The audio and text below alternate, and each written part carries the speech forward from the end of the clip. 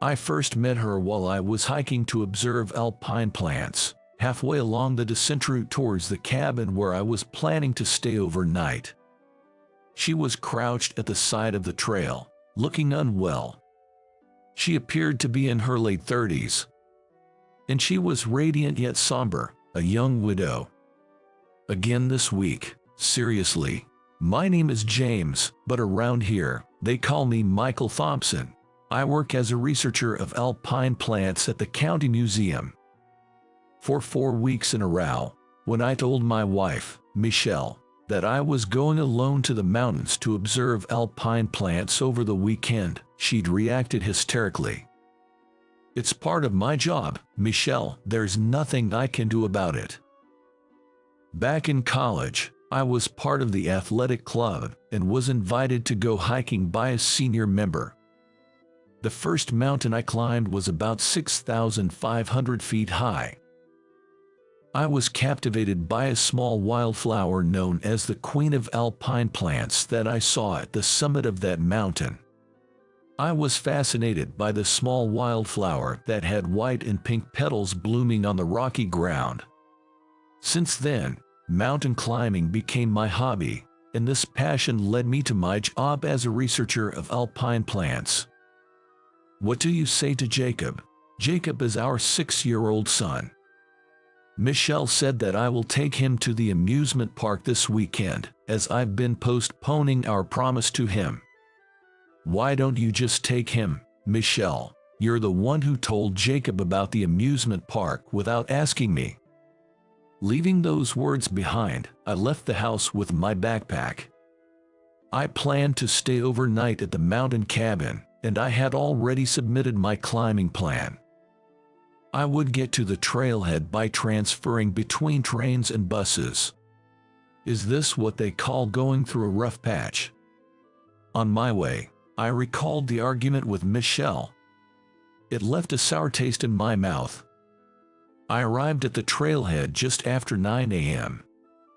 While climbing towards the summit, I observed alpine plants. It was just after 3 p.m.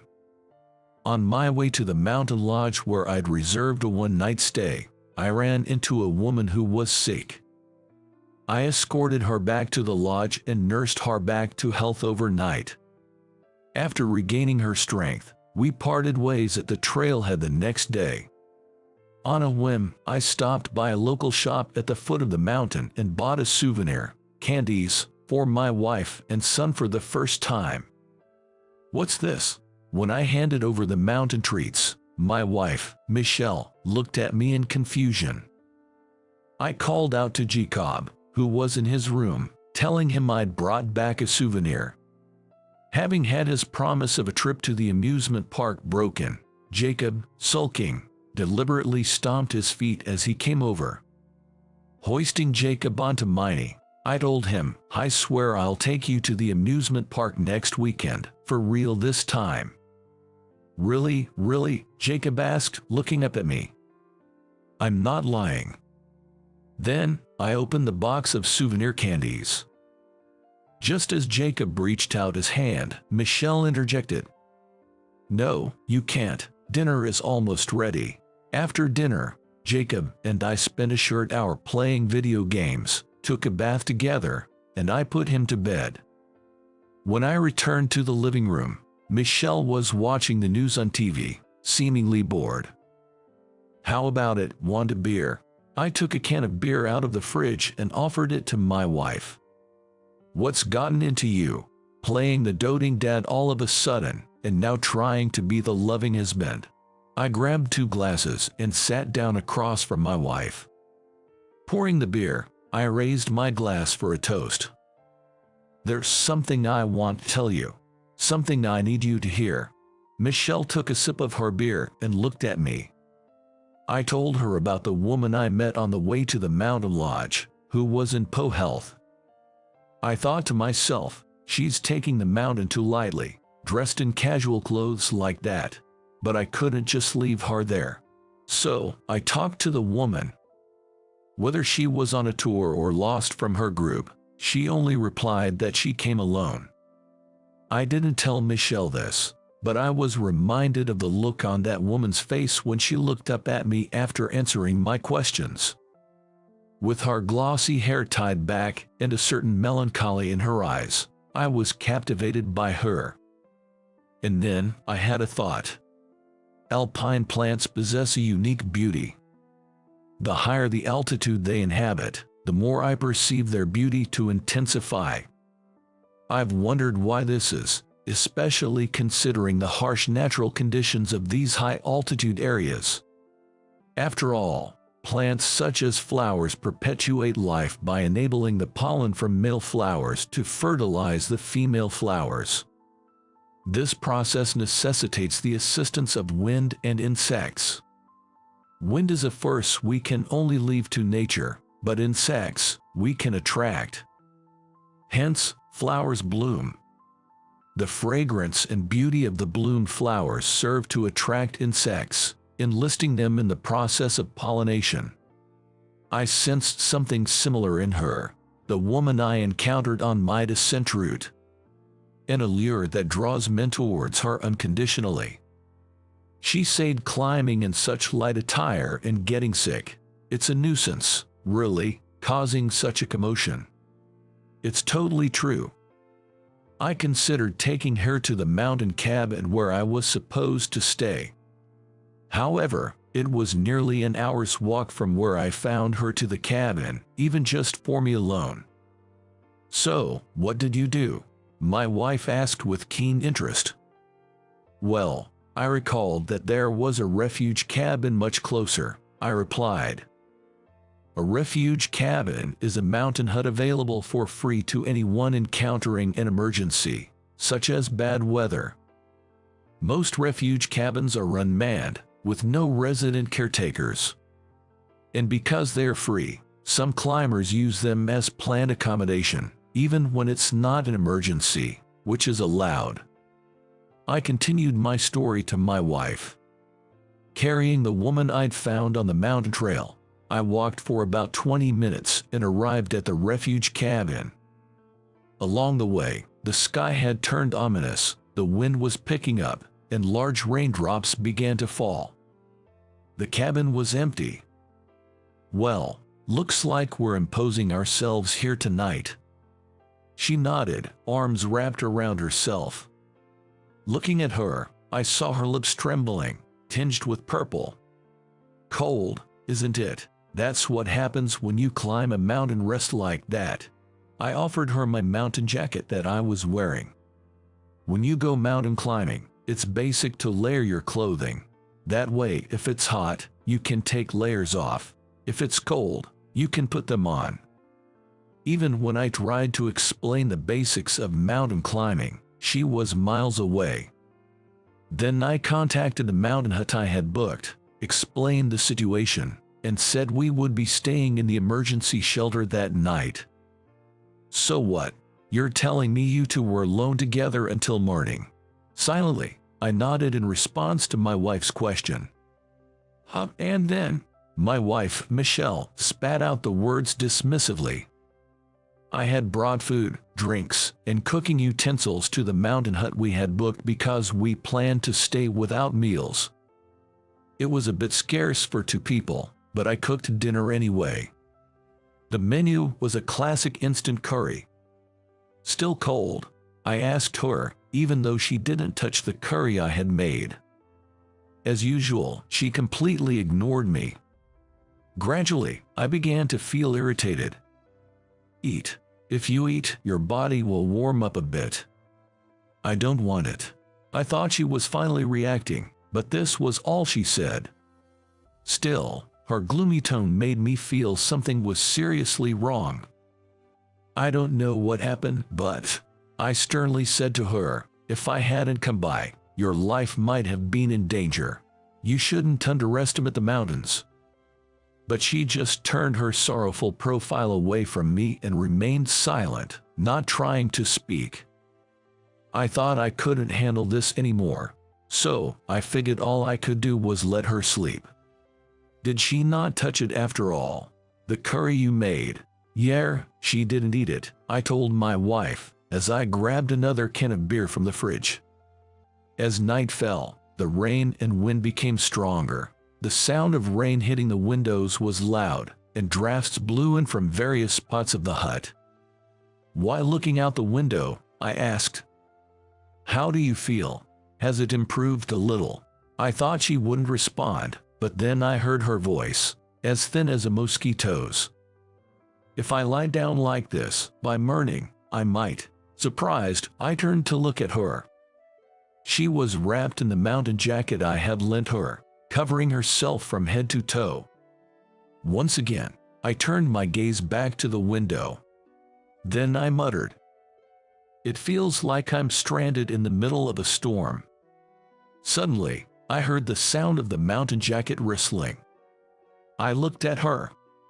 She was sitting half upright, staring straight ahead, frozen in place. "Oh, a storm, really? Not at all on the side." My wife chimed in. "Guess so. They're just the mountains." I answered, and my wife urged me to continue the story with a "so." Afterwards, I got into my sleeping bag, but I was having a hard time falling asleep. Then, she who was asleep screamed and jumped up, looking utterly lost. Thinking she might have had a nightmare, I crawled out of my sleeping bag and shook her shoulder. Her body was ice cold. "This jacket alone isn't enough. Hey, you're cold, right?" She gave a small nod and looked at the sleeping bag I had been using. "Can I get in there?" I laid the sleeping bag beside her. "Come on, get inside." She got into the sleeping bag as I told her, her body shaking from the cold. I thought there was nothing else I could do but warm her up. My sleeping bag was not the mummy type that people usually imagine, but the envelope type that's like a blanket folded in half lengthwise. If I left the zipper open, it would somehow accommodate two. I got into the sleeping bag with her. I'm pretty big body-wise. I hung half my body out of the sleeping bag and moved closer to her. She also snuggled up to me. "It's warm." My wife, Michelle, slammed her beer-filled glass onto the table. With that force, the beer splashed out. "What? With a woman you barely know? You're telling me you spent the night with her?" "Yeah." My wife, Michelle, filled with jealousy, trembling with rage, glared at me. "Easy there, she's practically sick. Don't jump to conclusions." Even as I said this to my wife, I remembered the words of the woman that had made my heart skip a beat. "Warm, come closer." She began to speak softly as she nestled up to me in the sleeping bag. She had lost her husband in a mountain accident that had occurred on this mountain about half a year ago. She didn't know what to do next and, in despair and pessimism about her future, she decided to enter the mountain to follow her husband's footsteps and take her own life. But I couldn't do it. I don't have the courage to live on, but I also didn't have the courage to end it here. As she buried her face in my shoulder, I told her, "Your late husband is probably saying it's too early for you to join him. That's what I believe." I see. Michelle grabbed a tissue and started cleaning up the spilled beer on the table. I recalled the woman who had cried incessantly in my arms. The sensation of her body as she gradually regained her body heat. "But are you sure that's all there was to it?" Michelle asked, peering into my face. I said, "Don't overthink it." Seeing my unsettled reaction, Michelle flashed a mischievous smile. She then headed to the fridge to get another beer and said, "You know what they say about men. When they have something to feel guilty about, they suddenly become nice." She said that my uncharacteristic actions, like buying souvenirs from the mountain I never bought before or becoming a suddenly understanding father, were evidence of my guilt. As she said this, Michelle poured beer into my glass. She then smiled sweetly at me. It seemed that Emily's mood had improved. "You know, I spent the night thinking about this with her.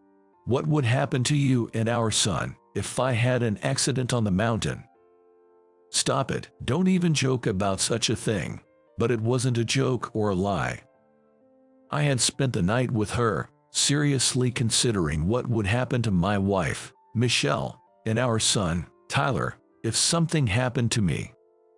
What if I go first? Would my wife and son even shed a tear for a man like me, a husband like this, a father like this? I pondered. That's why I decided to change my ways. I wonder how long that'll last, was my wife's skeptical response. The next weekend, I finally fulfilled my promise to my son to take him to the amusement park. I also cut down on my hiking trips. Then, several months later, one evening after dinner, as I was playing games with my son in the living room, my wife, having finished the dishes, suggested, "Hey, next time you go hiking, can Sean and I come with you?" I mean, yeah, sure. Beside me, Sean started making a fuss about how he wanted to go. Why didn't I think of that before? I was at a loss for words. All right, let's go. For this trip, I chose a beginner's trail and took my wife and son hiking. At one point on the trail, my wife stumbled over a rock and lost her balance. I caught her, and she buried her face in my chest, exclaiming, "This is quite tough." While I held her like that, Sean teased, "Daw, you two are so lovey-dovey." We quickly let go of each other. "We're almost at a rest cabin. Let's take a break there." The cabin was manned with a toilet and a shop. There were a few other hikers resting there. As I walked towards an open seat with my wife and son, I stopped dead in my tracks when I noticed a woman among the other hikers. My wife asked what was wrong. "It's her, the woman I told you about." "Wait, is she the one you shared a sleeping bag with?" I found myself nodding before I tapped my wife's forehead with my index finger.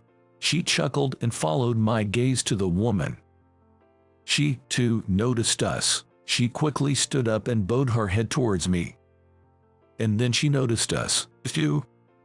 She quickly stood up and bowed her head toward me. Then, she spoke to the man sitting next to her. After which, that man stood up, looked at me, and walked over. "I'm her brother-in-law. Her husband, my younger brother, died. I wanted to thank you for the help you gave my sister-in-law at that time." I was urged by him to step outside. Meanwhile, she approached my wife, and they sat down together.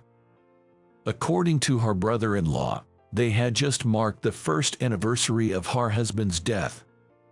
They took that opportunity to visit this mountain, the site of the accident, to pay their respects. Since my brother passed away, she had been withdrawn. My wife and I were concerned, but he never anticipated she would be so desperate as to think of following her late husband. "If it weren't for your help, I might have lost her, too." With that, he deeply bowed his head to me. After descending the mountain and getting on the return train, Sean, exhausted from the climb, fell fast asleep. "What did you talk about with her?" I asked my wife as I stroked Sean's head. "Just a normal chat between two women." "So what did you talk about?" My wife sang a little tune, teasing me. I wondered if she had questioned her about that night at the shelter. Of course, I had nothing to feel guilty about. But I was curious. "Hey, tell me. Do you really want to know?" My wife grinned at me. Then she spoke. She said you blushed, even at your age, when she asked you to come closer. I remembered that moment, and with no words to return, I just averted my gaze. She apologized for making such a shameless request. She said you were as nervous as a high schooler. My wife laughed out loud at that. I ended up laughing along with her. Our laughter woke up Sean, our son. "Sorry for waking you, buddy. You can go back to sleep. You're not cold, are you?" I said to him, and my thoughts drifted to her. Just like an alpine flower, you are beautiful. Surely you'll have wonderful encounters ahead. I wish you all the best, just like us, right now. I hope you enjoyed this. Your subscription to our channel really motivates us to create more content. See you in the next video.